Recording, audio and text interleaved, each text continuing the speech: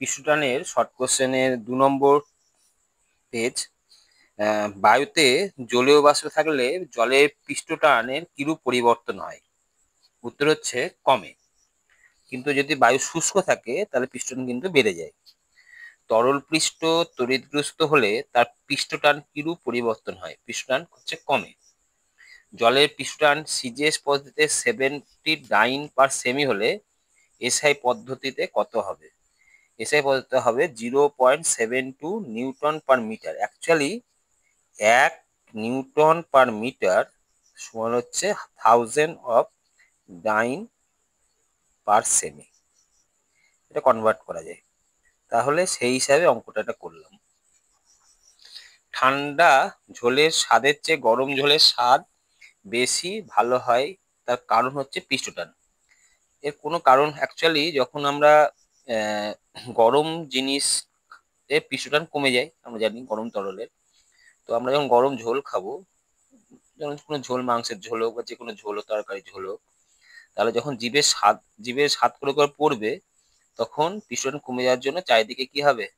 ছড়িয়ে যাবে। ছড়িয়ে যদি যায় তাহলে জীবের প্রতিটা স্বাদ কোরকে এর একটা অনুভূতি সৃষ্টি হবে, তার ফলে সেটা অটোমেটিক্যালি টেস্টি হবে। কিন্তু যদি ঠান্ডা থাকে তো পৃষ্ঠটান কমে যায়। পৃষ্ঠটান কমে যাওয়ার জন্য কিন্তু সেটা আর আগের মতো ভালো স্বাদ হবে না। জলে খাদ্য লবণ দ্রবীভূত করলে পৃষ্ঠটান কিরূপ পরিবর্তন হয়?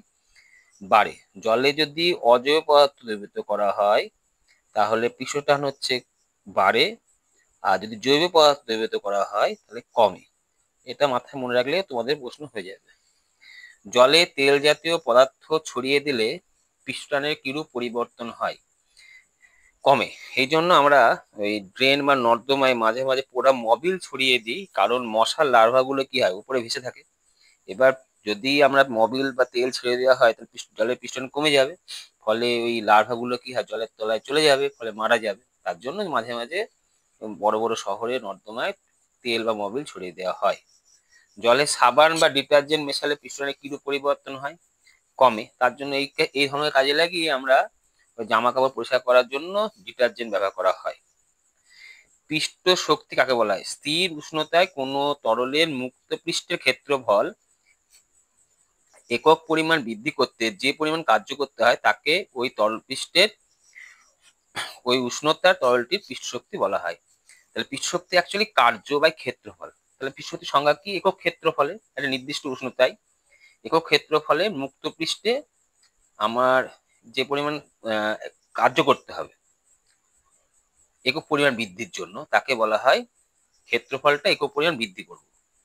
তরল পৃষ্ঠে যে মুক্ত পৃষ্ঠ আছে তার ক্ষেত্রফল আমি একক পরিমাণ কি করব? বৃদ্ধি করব।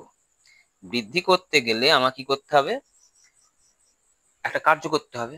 সেই কার্য করা হয়, সেই কার্যকে বলা হয় ওই উষ্ণতার পৃষ্ঠ শক্তি। তাই পৃষ্ঠ শক্তি সমান কার্য বাই ক্ষেত্রফল, যা সিজি হচ্ছে r/সেমি স্কোয়ার আর এসআই হচ্ছে জুল পার মিটার স্কোয়ার। এর মাত্রা হচ্ছে mt-2। অ্যাকচুয়ালি পৃষ্ঠ শক্তির কার্য হচ্ছে কি ml²t-2, আর তার সঙ্গে l² কেটে গেল, mt-2 দাঁড়ালো। তরলের একক ক্ষেত্রফলের পৃষ্ঠ শক্তি এবং তরলের পৃষ্ঠটানের সংখ্যাগত মান একই হয়। এর মানে কি? এর মানে হচ্ছে যে পৃষ্ঠ শক্তি আর পৃষ্ঠটানের মানের সংখ্যা মানটা একই হবে, কিন্তু একক আলাদা হবে। যেমন একটা উদাহরণ দেওয়া যাক, যেমন কোনো তরলে পৃষ্ঠটান 79 পার সেমি হলে তার পৃষ্ঠ শক্তি কত হবে? তাহলে উত্তর হবে, আমরা একটু আগে বললাম, পৃষ্ঠ শক্তি সিএস একক r/সেমি স্কোয়ার আর এসআই একক জুল পার মিটার স্কোয়ার। আর আমি বললাম সংখ্যাগত মান একই, তাহলে সংখ্যাগত মান যদি একই হয় তাহলে 72 হবে, কিন্তু একক কি হয়ে যাবে এখানে? r/সেমি স্কোয়ার।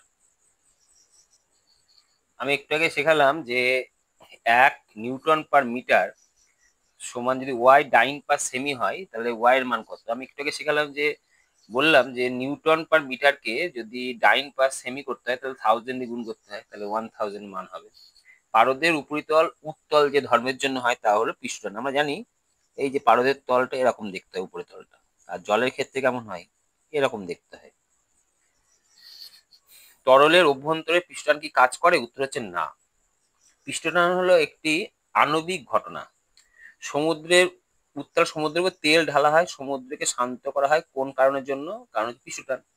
কারণ অ্যাকচুয়ালি কি হয়, সমুদ্রে জাহাজ আসছে, এভাবে জাহাজ যায়, তাহলে কি হবে, তাহলে এখানে সমুদ্রের ঢেউ প্রচন্ড বেশি। এবার হাওয়ার দিকে আমি তেল যদি ছড়িয়ে দিই, তাহলে এই জায়গাটায় কি হবে, তেলটা এখানে হাওয়ার দিকে চলে যাবে।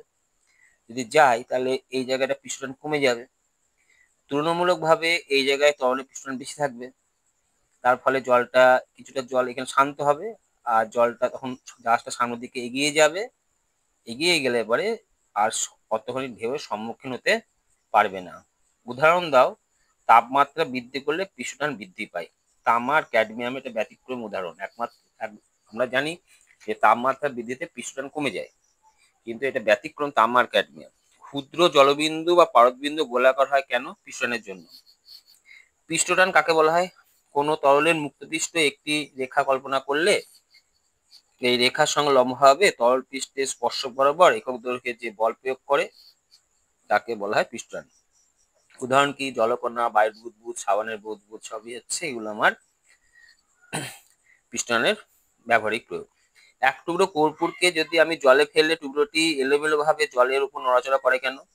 অ্যাকচুয়ালি কর্পূরটা যখন জলে ফেলা হয়, কর্পূরটা কোনো জায়গায় বেশি দ্রবীভূত হয়, কোনো জায়গায় কম দ্রবীভূত হবে। যেটা কর্পূর দানা নেই, তাহলে ধরো এই জায়গায় বেশি দ্রবীভূত হয়েছে, এই জায়গায় কম দ্রবীভূত হতেই পারে।